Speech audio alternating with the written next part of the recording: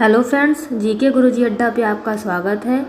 तो पिछले वीडियो में हम लोगों ने जीन पियाजे के संज्ञानात्मक विकास के सिद्धांत और उनकी अवस्थाओं के बारे में पढ़ा था। आई होप आप लोगों ने वह वीडियो देख लिया होगा, और नहीं देखा होगा तो आप पिछला वीडियो एक बार देख लीजिएगा तो आपको और अच्छे से समझ आएगा। आज हम बात करेंगे कोहलबर्ग के नैतिक विकास के सिद्धांत के बारे में। कोहलबर्ग एक मनोवैज्ञानिक थे जिन्होंने एक कहानी सुनाई, और वह कहानी मैं भी आपको सुनाती हूँ।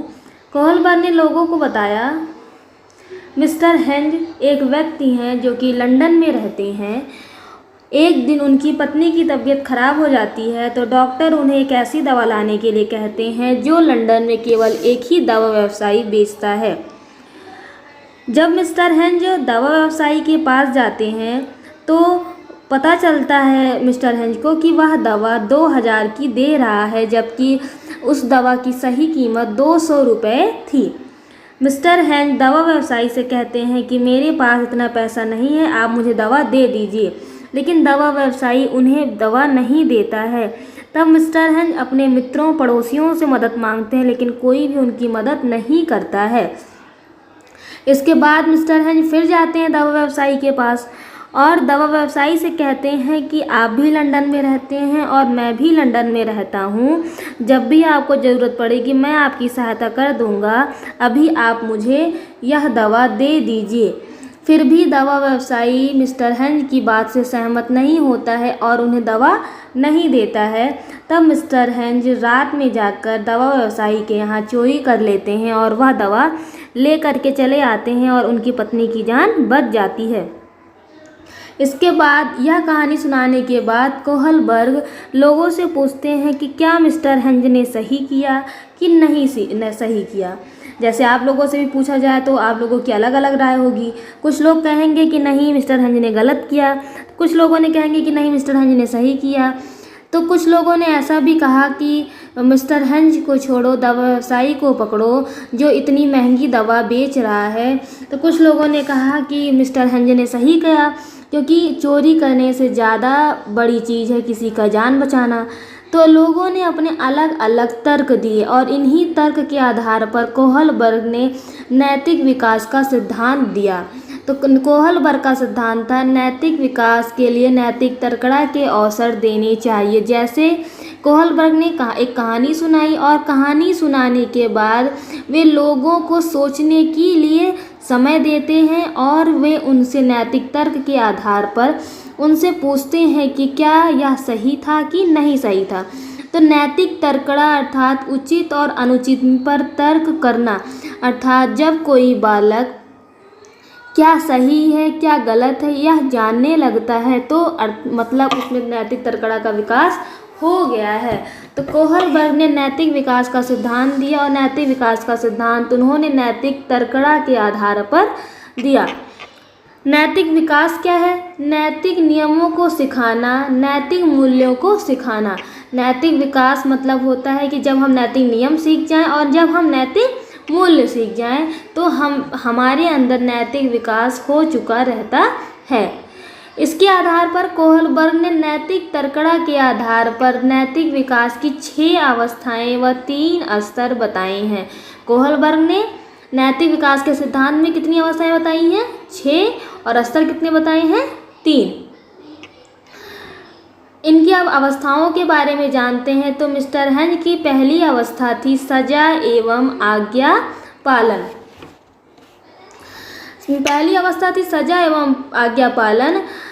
इस अवस्था में उन लोगों को कोहलबर्ग ने रखा जिन्होंने कहा कि मिस्टर हेंज को चोरी नहीं करनी चाहिए थी, क्योंकि चोरी करना गलत बात है और इसके लिए मिस्टर हेंज को दंड मिल सकता है। तो जिन्होंने कोहलबर्ग को यह बताया उसको कोहलबर्ग ने पहली अवस्था में रखा और पहली अवस्था का नाम रख दिया सजा एवं आज्ञा पालन। अर्थात जब हम कोई कार्य इसलिए करते हैं कि हम किसी सजा या दंड से बच सकें तो हम पहली अवस्था में होते हैं। दूसरी अवस्था का नाम कोहलबर्ग ने दिया करण सापेक्ष आदान प्रदान। इस अवस्था में कोहलबर्ग ने उन व्यक्तियों को रखा जिन्होंने कहा कि मिस्टर हंज भी लंदन में रहता था और दवा व्यवसायी भी लंदन में रहता था, तो दवा व्यवसायी को मिस्टर हंज की मदद कर देनी चाहिए थी, क्योंकि मिस्टर हंज भी जब ज़रूरत लगती तो दवा व्यवसायी की मदद कर देता, क्योंकि वह भी लंदन में रहता था। अर्थात जब हम कोई काम इसलिए करते हैं कि बदले में भी हमें कुछ मिल जाए, तो हम दूसरी अवस्था में होते हैं। दूसरी अवस्था का नाम है करण सापेक्ष या आदान प्रदान। तो पहली अवस्था सजा एवं आज्ञा पालन, दूसरी अवस्था करण सापेक्ष, तीसरी अवस्था होती है अच्छा लड़का अच्छी लड़की। इस अवस्था में नैतिक नियमों का पालन इसलिए हम करते हैं जिससे हम लोग क्या कहेंगे इससे बच सकें।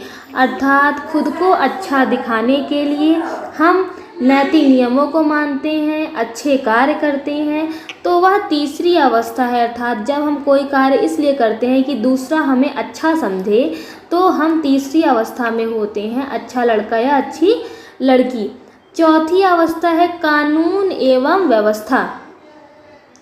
इस कानून एवं व्यवस्था वाली अवस्था में कोहलबर्ग ने उन व्यक्तियों को रखा जिन्होंने कहा कि उनको मिस्टर हेंज को छोड़ो और दवा व्यवसायी को पकड़ो, जिन्होंने 200 की रुपये दवा 2000 में बेच रहे हैं।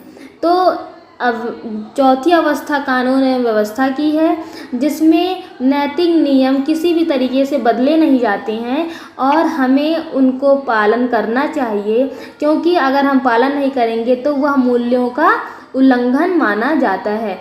तो चौथी अवस्था है कानून एवं व्यवस्था।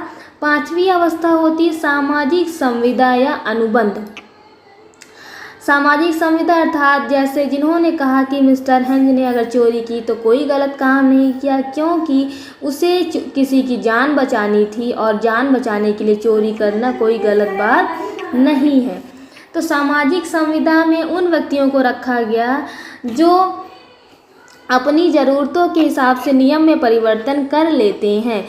जैसे अगर हमें 7 बजे स्कूल जाना है तो हम 5 बजे सो के उठ रहे हैं, लेकिन अगर हमारा स्कूल 9 या 10 बजे का हो गया तो हम 7 बजे सोकर उठना शुरू कर दिए। अर्थात जैसे हमें ज़रूरत होगी हम उस हिसाब से अपने आप को बदल लेते हैं।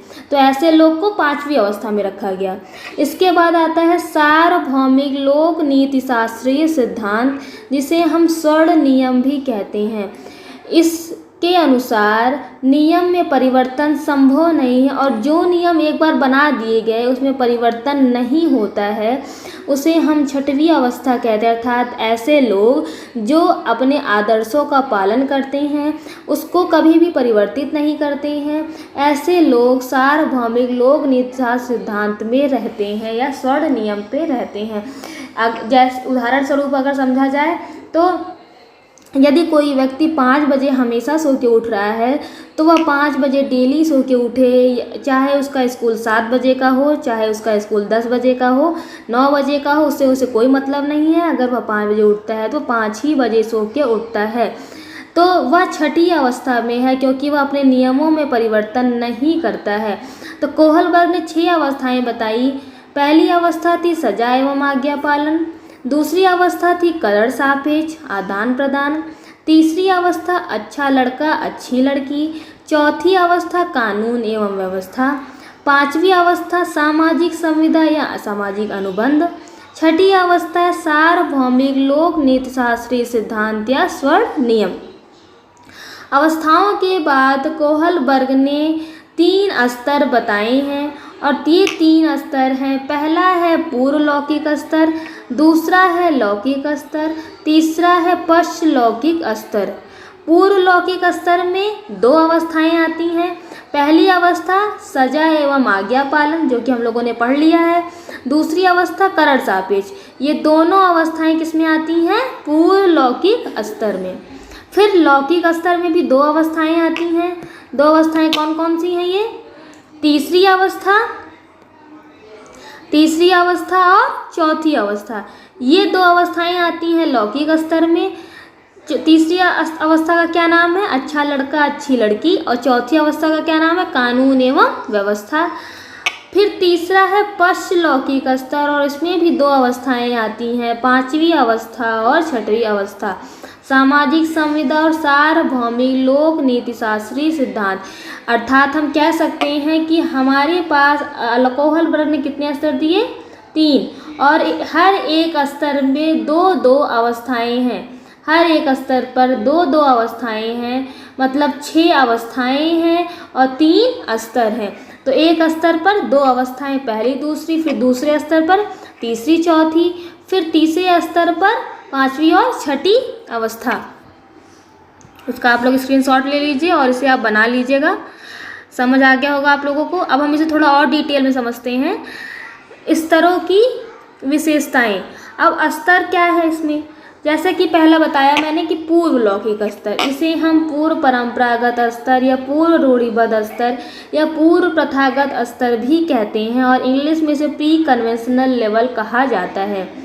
इस स्तर पे नैतिक नियमों का पालन इसलिए किया जाता है कि सजा से बचा जा सके अथवा बदले में कुछ मिलने की संभावना हो। मैंने पहले ही बताया कि पहली अवस्था और दूसरी अवस्था कौन सी है? पूर्व लौकिक स्तर में। तो पहली अवस्था थी सजा एवं आज्ञा पालन, जिसमें हम काम इसलिए करते हैं जिससे हम दंड से बच सकें, और दूसरी अवस्था थी करण सापेक्ष आदान प्रदान, जिसमें हम कार्य इसलिए करते हैं जिससे हमें वापस कुछ मिलने की संभावना हो। अर्थात पहली अवस्था और दूसरी अवस्था पूर्व लौकिक स्तर है और इसमें हम नैतिक नियमों का पालन सिर्फ इसलिए करते हैं कि हम किसी सजा या दंड से बच सकें और बदले में हमें कुछ मिलने की संभावना हो। एक बात ध्यान देने योग्य है कि इस स्तर में स्वयं के मूल्य नहीं होते हैं, अर्थात हम खुद से कुछ सोच के नहीं कर रहे होते हैं, बस जैसे हमें अपनी आवश्यकता होती है उसी हिसाब से हम करते रहते हैं। अगर हमें दंड से बचना है तब हम काम कर लिए, या हमें बदले में कुछ चाहिए होता है किसी दूसरे से तो हम काम कर लिए। जैसे किसी व्यक्ति को मैं कह दूं कि तुम मेरा काम कर दो, इसके बदले मैं तुम्हें पैसा दे दूंगी, तो मतलब क्या हो गया कि मैंने अपने काम का नोट्स लिखवाने के बदले किसी को पैसा दिया, तो वो भी मेरा काम बहुत आराम से कर देगा क्योंकि उसे भी बदले में कुछ मिल रहा है। तो इसमें उसके खुद के कुछ मूल्य नहीं होंगे कि मुझे भी पढ़ना है, मैं क्यों लिखूं, आप तुम खुद लिख लो, वह कुछ भी ना कहे और सीधे मेरी नोट्स ले और लिखना शुरू कर दे। तो इसमें स्वयं के कोई मूल्य नहीं होते हैं। दूसरा है लौकिक स्तर, जिसे हम परंपरागत स्तर या रूढ़िबद्ध स्तर, प्रथागत स्तर भी कहते हैं और इंग्लिश में यह है कन्वेंशनल लेवल। ये था प्री कन्वेंशनल लेवल, ये है कन्वेंशनल लेवल। लौकिक स्तर इसमें स्वयं की आवश्यकता व समाज की आवश्यकता में समन्वय के लिए नैतिक नियमों का पालन किया जाता है। अर्थात लौकिक स्तर में भी 2 अवस्थाएं आती हैं, एक तीसरी अवस्था और चौथी अवस्था। तीसरी अवस्था क्या थी? अच्छा लड़का अच्छी लड़की और कानून एवं व्यवस्था। मतलब जब नैतिक नियम इसलिए पालन किए जाएं कि हम दूसरों के सामने अच्छे दिखें और समाज की जो आवश्यकताएं हैं उसकी पूर्ति होती रहे, मतलब समाज में किसी भी नियम का उल्लंघन ना हो। तो यह दोनों की अवस्था किस स्तर में आती है? लौकिक स्तर पे। जैसे अगर एक टीचर है वह रैगिंग का विरोध कर रही है और इसके लिए वह सेमिनार करा रही है और इस सेमिनार में कुछ किशोर भी भाग लेते हैं जो रैगिंग के विरोधी हैं, तो ये किस स्तर पर होंगे? तो ये लौकिक स्तर पर होंगे। लौकिक स्तर पर होंगे क्यों? क्योंकि ये समाज को सुधारना चाहते हैं, समाज के नियमों में परिवर्तन नहीं कर रहे हैं, उल्लंघन नहीं करना चाहते हैं, तो ये किस स्तर पे होंगे? लौकिक स्तर पे। इसके बाद पश्च लौकिक स्तर, जिसे हम पश्च परंपरागत स्तर, पश्च रूढ़िबद्ध या पश्च प्रथागत स्तर कहते हैं और इंग्लिश में इसे पोस्ट कन्वेंशनल लेवल कहते हैं। पश्च लौकिक स्तर क्या होता है? देखिए, इसमें व्यवहार चयनित कर लिए जाते हैं और चयनित व्यवहार के आधार पर मूल्यों की व्याख्या की जाती है। इसमें भी 2 अवस्थाएं आती हैं, 5वीं अवस्था और 6ठी अवस्था। इसमें सामाजिक संविदा और सार्वभौमिक लोक नीति शास्त्रीय सिद्धांत आते हैं। सामाजिक संविदा मैंने पहले ही बताया कि जब अपने ज़रूरतों के हिसाब से नियम में परिवर्तन कर लें तो वह सामाजिक संविदा, और यदि हम अपने आदर्शों को कभी ना छोड़ें और उसी के अनुसार कार्य करें तो वह होती है 6ठी अवस्था या सार्वभौमिक लोक नीति शास्त्रीय सिद्धांत। जैसे एक एग्जाम्पल लिखा भी गया है, मैं आपको बताती भी हूँ। जैसे कर्नल सिंह है, वे एक मिलिट्री के जवान थे, रिटायर हो चुके हैं, लेकिन उन्हें और इनकम टैक्स देना है, बार बार उन्हें कानूनी बाधाएं आ रही हैं, फिर भी वे कह रहे हैं कि सरकार फिजूल खर्ची करती है और इनकम वो जो टैक्स लगाता है उसका सही यूज़ नहीं करती, इसलिए मैं टैक्स नहीं दूंगा। तो मतलब वे अपने आदर्शों को त्याग नहीं रहे हैं, चाहे उनके ऊपर जितनी भी कानूनी बाधाएं या कानूनी दंड लगा दिया जा रहा है। अब ये बात करते हैं, कोहलबर्ग ने नैतिक तकड़ा के आधार पर नैतिक नियम तो दे दिए, लेकिन कोहलबर्ग की कुछ आलोचनाएं हैं। आलोचनाएं क्या हैं ये देखिए। कोहलबर्ग ने स्तरों व अवस्थाओं के लिए आयु वर्ग का निर्धारण नहीं किया है। जैसे आप लोगों ने जीन पियाजे में पढ़ा, तो जीन पियाजे ने अपनी अलग अलग अवस्थाओं के लिए अलग अलग आयु बताई। जैसे जन्म से 2 वर्ष की संवेदी प्रेरक अवस्था होती है, फिर 2 से 6 वर्ष के लिए पूर्व संक्रियात्मक अवस्था होती है। तो उन्होंने अपने जो स्तर थे, अवस्थाएं थी, उसको एक आयु वर्ग में बांट दिया था। लेकिन कोहलबर्ग ने अपने अवस्था और स्तर के लिए कोई भी आयु वर्ग का निर्धारण नहीं किया कि इस आयु वर्ग के बच्चे इस अवस्था में रखे जाएंगे, ऐसा कुछ भी इसमें नहीं बताया गया।